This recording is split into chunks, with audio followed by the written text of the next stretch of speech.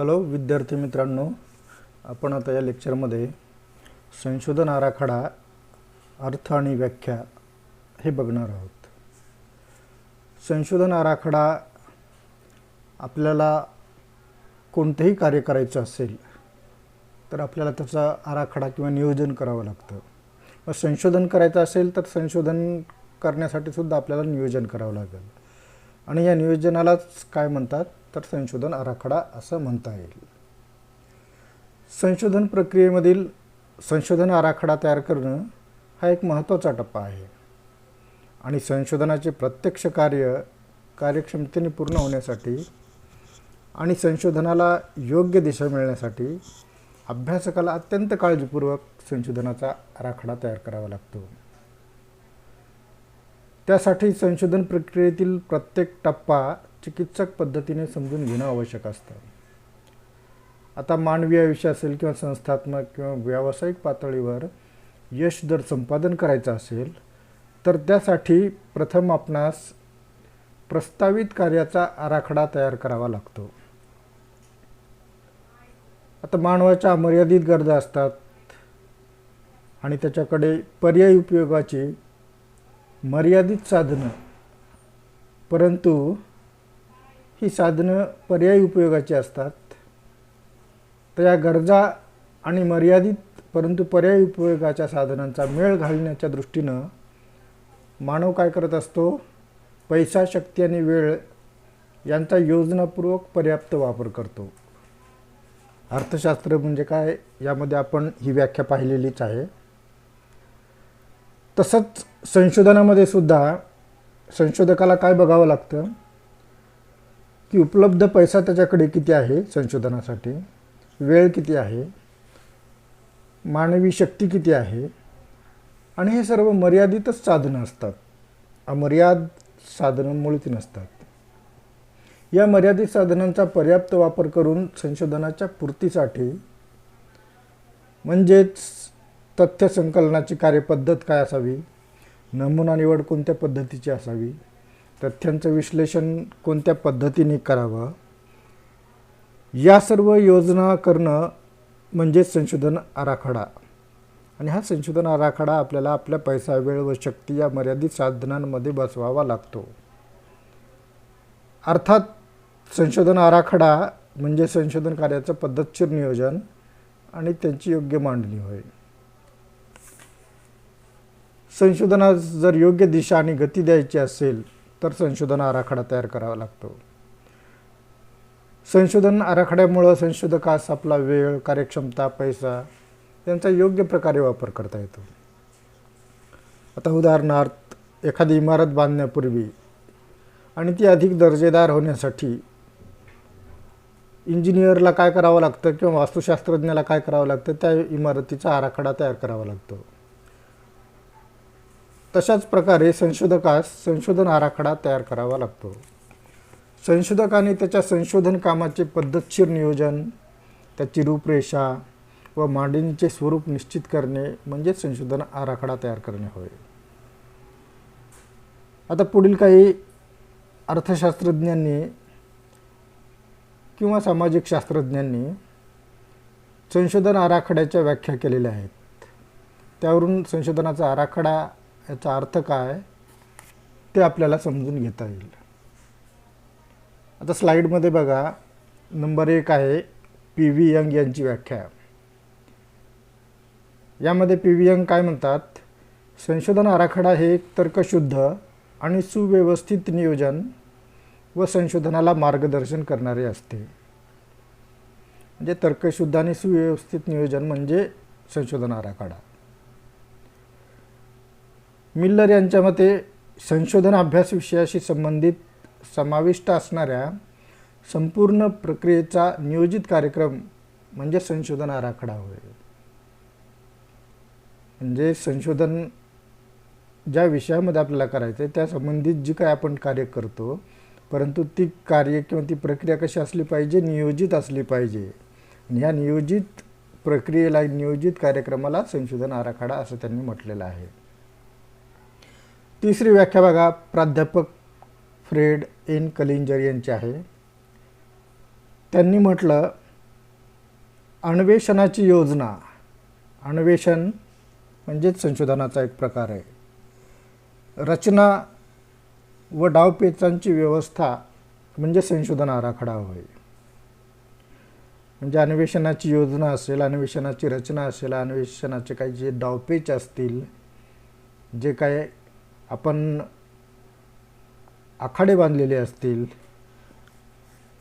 त्या अशा पद्धतीनं संशोधन गेलं पाहिजे. तर या सर्वांची व्यवस्था म्हणजे संशोधन आराखडा होय.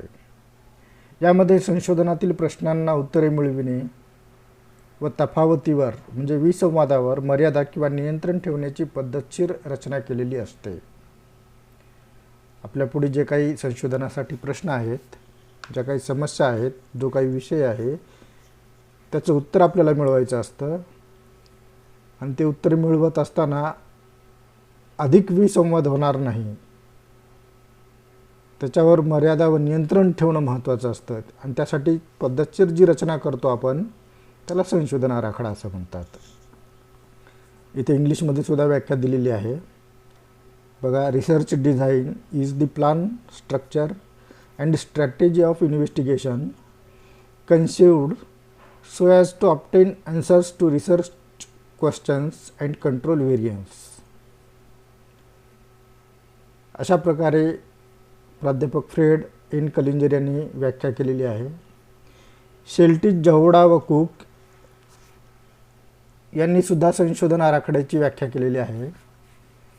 त्यांच्या मते संशोधनाच्या उद्दिष्टपूर्तीसाठी निष्कर्षाची संबद्धता आणि संशोधन कार्यातील मितव्ययता यांची सांगड घालता येण्याच्या दृष्टीने तथ्यांचे संकलन आणि विश्लेषण करण्यासाठी आवश्यक असणाऱ्या अटींची नियोजित व्यवस्था करणे म्हणजे संशोधन आराखडा होय. आता संशोधनाच्या उद्दिष्टपूर्तीसाठी निष्कर्षांची संबद्धता, निष्कर्षामध्ये काय एक संबद्धता असली पाहिजे, एक त्याच्यामध्ये तर्क असला पाहिजे किंवा त्याची रचना ही पद्धतशीर असली पाहिजे. आणि ते करण्यासाठी जे संशोधन कार्य करावं लागतं त्याच्यामध्ये मितव्ययता म्हणजे काटकसर, म्हणजे काटकसर कशाची असेल, पैशाची असेल, वेळेची असेल, मनुष्यबळाची असेल वगैरे, यांची सांगड घालता येण्याच्या दृष्टीनं काय करावं लागतं, तथ्यांचं संकलन म्हणजे डेटा कलेक्शन करावं लागतो, त्या डेटाचं विश्लेषण करावं लागतं, ते विश्लेषण करण्याच्या पद्धती ठरवाव्या लागतात. अशा सर्व अटींची नियोजित व्यवस्था म्हणजे संशोधनाचा आराखडा होय. Research design is a catalog of various phases and facts relating to the formulation of research effort.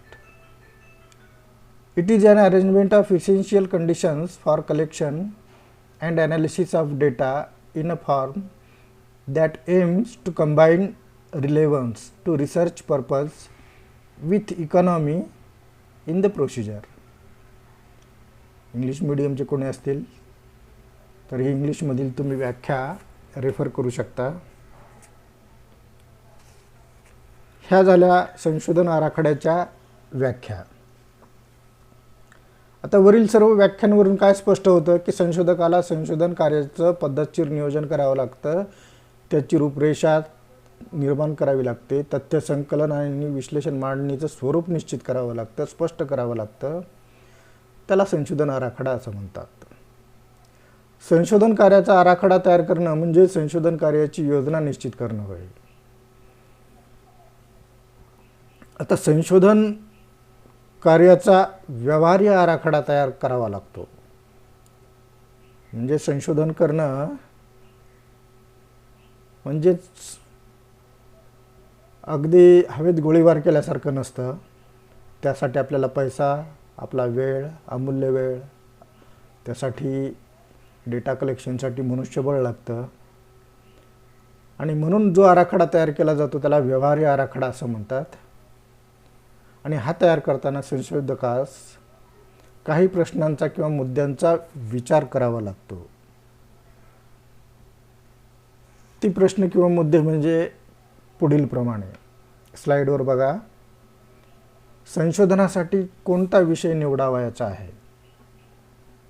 संशोधनाचा आराखडा तयार करताना सर्वात प्रथम काय बघावं लागेल की संशोधनासाठी कोणता विषय निवडावायचा आहे, कोणती समस्या घ्यावायची आहे, कोणती समस्या सोडवावयाची आहे, हे आपल्याला बघावं लागेल. प्रस्तुत संशोधन का केले जात आहे, म्हणजे संशोधनाची उद्दिष्टे काय आहेत.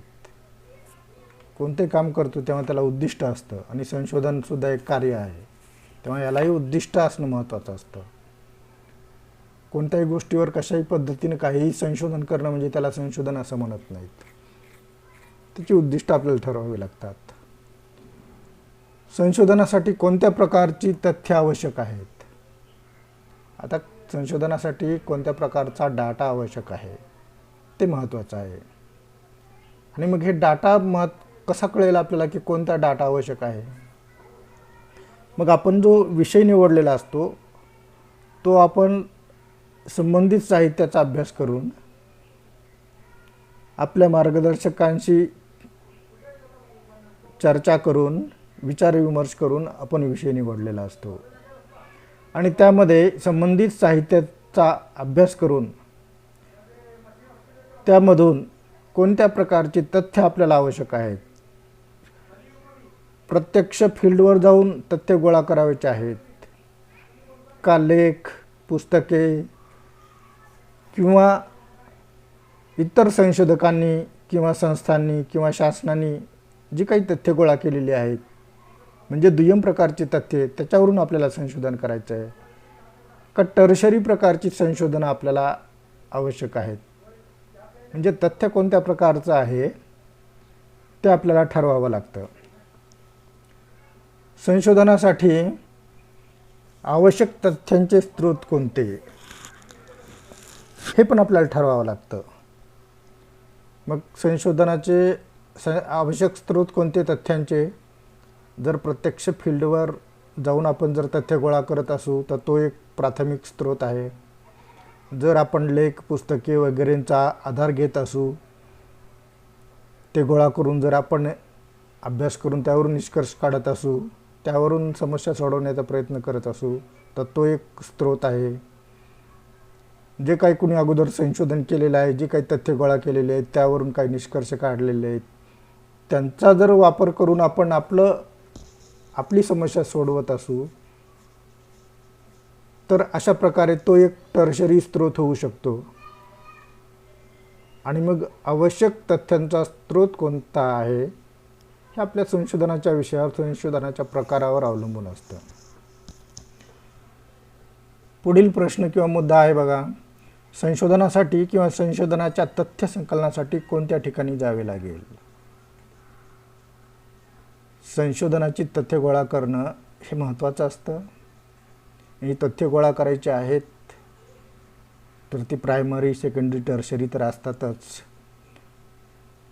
समजा महाराष्ट्राचा अभ्यास करायचा आहे तर महाराष्ट्राच्या खेडोपाडी जायचं आहे का फक्त शहरांचा अभ्यास करायचा आहे, फक्त मराठवाड्याचा अभ्यास करायचा आहे का पश्चिम महाराष्ट्राचा अभ्यास करायचा आहे, भारताचा अभ्यास करायचा असेल तर कोणत्या राज्यांचा अभ्यास करायचा आहे, कोणत्या जमातींचा अभ्यास करायचा आहे, आंतरराष्ट्रीय पातळीवर अभ्यास करायचा असेल तर कोणत्या देशात आपल्याला जावं लागणार आहे.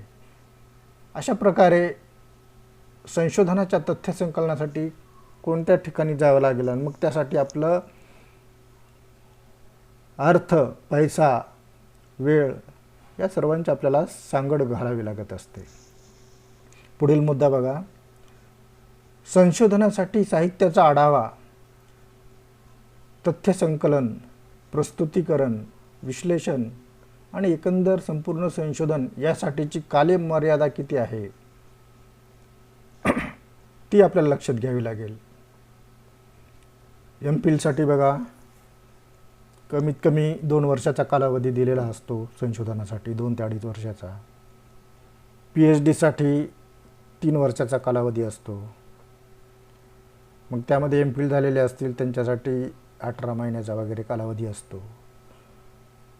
कमीत कमी कालावधी असतो. मॅक्झिममसुद्धा कालनिश्चिती ठरलेली असते आणि या कालनिश्चितीमध्येच आपल्याला काय करावयाचं असतं, आपल्या संशोधनाचा विषय निवडावयाचा असतो, संबंधित साहित्याचा अभ्यास करावा लागतो, त्याचा आढावा घ्यावा लागतो, त्यानुसार तथ्यसंकलनाच्या पद्धती आपल्याला कोणत्या असाव्यात हे ठरवावं लागतं, तथ्यसंकलन करावं लागतं, त्यानंतर त्या तथ्यसंकलनावर प्रक्रिया करावी लागते, त्याचं प्रस्तुतीकरण करावं लागतं, ते झाल्यानंतर विश्लेषण करावं लागतं, जे काही निष्कर्ष निघतात त्याचं विश्लेषण करावं लागतं. अशा प्रकारे एकंदर संपूर्ण संशोधन पूर्ण करण्यासाठी विशिष्ट कालमर्यादा ठरलेली असते, ती किती आहे याचाही विचार आपल्याला करावा लागतो. संशोधनासाठी नमुना निवड किती, ती कोणत्या निकषावर करणे, हा एक मुद्दा महत्त्वाचा आहे. नमुना निवडीची पद्धत कोणती आहे, नमुना निवड किती करावयाची आहे, विश्व किंवा एकंदर समजा एक वर्ग आहे, एका वर्गामध्ये 100 मुलं असतील, 100 मुलांवर आपल्याला संशोधन करायचं आहे, तर आपण 100 मुलांची माहिती गोळा करत नाही, तर आपण काय करत असतो, त्यातील विशिष्ट मुलं मुली निवडत असतो. तेही याला म्हणतात नमुना निवड. 100मधून 10 मुलं मुली निवडतो, त्यांच्यावर संशोधन करतो आणि ते संपूर्ण वर्गाला ते संशोधनाचे निष्कर्ष लागू करत असतो. मग त्याचे निकष काय ते आपल्याला ठरवणं महत्त्वाचं असतं. तथ्यसंकलनासाठी कोणते तंत्रे वापरली जातील हे सुद्धा महत्त्वाचं आहे. मग सांख्यिकी तंत्रे आहेत, कोणता प्रकार आहे आपल्या संशोधनाचा, निदानात्मक आहे का वर्णनात्मक आहे का परिचयात्मक आहे वगैरे वगैरे, कोणत्या प्रकारचं संशोधन आहे त्यानुसार तंत्र ठरलेली असतात. सांख्यिकी प्रक्रिया ठरलेली असते. टी टेस्ट, एफ टेस्ट, साय टेस्ट अशा वेगवेगळ्या संशोधनाच्या टेस्ट सांख्यिकीमध्ये वापरल्या जातात. कोरिलेशन, रिग्रेशन, स्टँडर्ड डेव्हिएशन अशाही पद्धती वापरल्या जातात. तर आपण कोणती तंत्र वापरणार आहोत ते महत्त्वाचं असतं. तथ्यांचं संकेतन म्हणजे कोडिंग व सादरीकरण कसे करता येईल, त्यासाठी कोणाची व कशी मदत घेता येईल, त्यांच्या विश्लेषणासाठी कोणत्या तंत्राचा किंवा शैलीचा वापर करता येईल, जे तथ्य गोळा केलेले आहेत त्यांचं टॅब्युलेशन करणं, त्यांना सादर करणं महत्त्वाचं असतं. त्याच्यासाठी आपल्याला विविध व्यक्तींची, विविध तज्ज्ञांची मदत घ्यावी लागत असते आणि मग विश्लेषणाचं कोणतं तंत्र वापरता येईल याचाही विचार करावा लागतो. अभ्यासासाठी म्हणजे संशोधन पूर्ण करण्यासाठी पैसा, शक्ती व वेळ किती लागेल, तो कसा उपलब्ध करता येईल, त्याचा पर्याप्त वापर कसा करता येईल याचाही आपल्याला विचार करावा लागतो. कोणताही विषय घ्यायचा, आवाक्याबाहेरचा विषय घेणं आणि मग आपलं संशोधन अपुरं राहू शकतं किंवा अर्धवट राहू शकतं. तर अशा प्रकारे या व्याख्यानामध्ये आपण संशोधन आराखडा म्हणजे काय त्याच्या व्याख्या पाहिल्या. त्यानंतर व्यवहार्य आराखडा जर तयार करायचा असेल संशोधनाचा, तर कोणत्या मुद्द्यांचा, कोणत्या प्रश्नांचा विचार करावा लागतो हे आपण या व्याख्यानामध्ये किंवा लेक्चरमध्ये पाहिलेलं आहे. तूर्तास येथेच थांबूया. धन्यवाद.